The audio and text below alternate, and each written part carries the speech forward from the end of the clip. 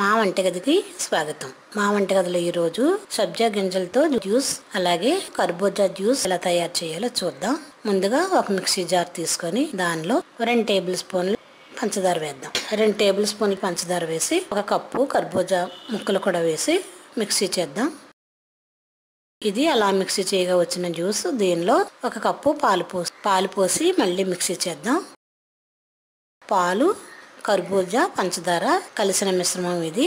ఈ జ్యూస్ ని ఒక గ్లాస్ లో తీసుకొని సర్వ్ చేద్దాం. ఇది ఎంతో సింపుల్ గా చేసుకునే జ్యూస్, చాలా టేస్టీగా ఉంటుంది. సమ్మర్ లో ఎంతో హెల్త్ పరంగా చాలా మంచిది. ఇప్పుడు అలాగే సబ్జా గింజలతో జ్యూస్ ఎలా తయారు చేయాలో చూద్దాం. ఈ జ్యూస్ తయారు చేసుకుని ఒక అరగంట ముందు ఒక బౌల్ తీసుకుని దానిలో 2 టేబుల్ స్పూన్లు సబ్జా గింజలు వేసి అర గ్లాసు నీళ్లు పోసి ఒక అరగంట పక్కన పెడదాం. అరగంట అయిన తర్వాత సబ్జా గింజలు ఇలా డబుల్గా నీళ్ళలో ఉబ్బుతాయి. ఇవి అలా తయారైన సబ్జా గింజలు. ఇప్పుడు ఒక బౌల్ తీసుకొని దానిలో ఒక 2-3 టేబుల్ స్పూన్లు పంచదార వేసుకుందాం. ఒక అర లీటరు నీళ్లు పోద్దాం. పంచదార నీటిలో బాగా కరిగేలా కలపాలి. ఇలా బాగా కలిసిన తర్వాత దీనిలోనే ఒక నిమ్మకాయ కట్ చేసి రసం పిండుకుందాం.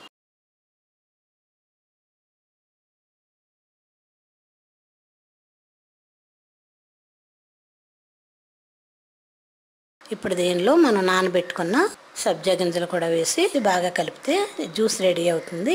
వీటిని గాజు గ్లాస్ తీసుకొని గాజు గ్లాసులో ఈ సబ్జా గింజల జ్యూస్ వేసి సర్వ్ చేద్దాం.